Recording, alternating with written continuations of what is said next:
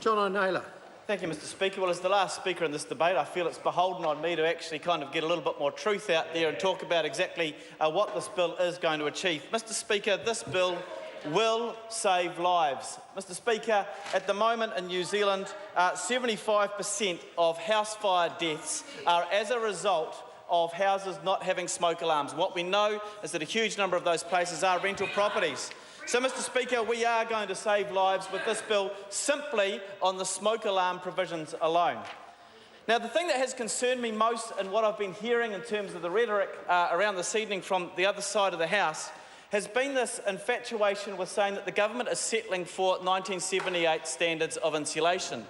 Mr Speaker, in fact, what they keep forgetting is that if a house was built before 1978, it will have to be insulated up to the 2008 standard. So if the house has pre-1978 built, it will have to have 2008 insulation put in, which is going to increase the warmth of those particularly older houses and ensure that they are going to be healthier and warm.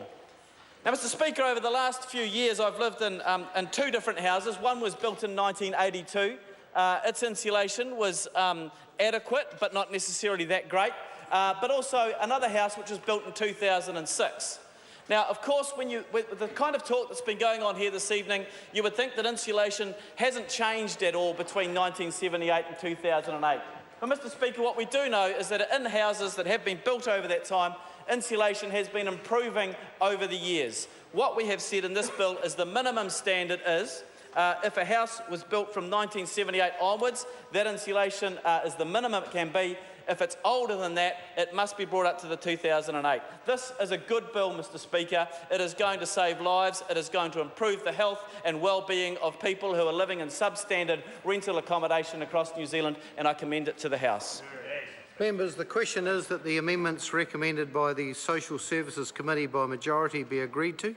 Those of that opinion will say aye. Aye. And to the contrary, no. The ayes have it. The question is that the motion be agreed to. Those of that opinion will say aye. Aye. And to the contrary, no. No. The ayes have it. Is a party vote called for? Pay attention. The clerk will conduct a party vote. New Zealand National. 59 votes in favour. New Zealand Labour. 32 in favour.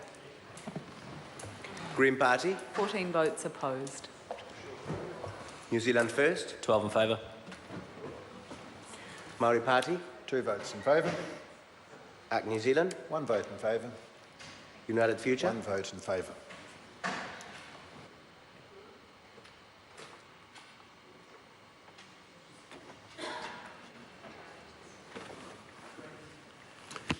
Members, the ayes are 107 and the noes are 14. The motion is agreed to. Residential Tenancies Amendment Bill, second reading. This bill set down for committee stage next sitting day. Call on Government Order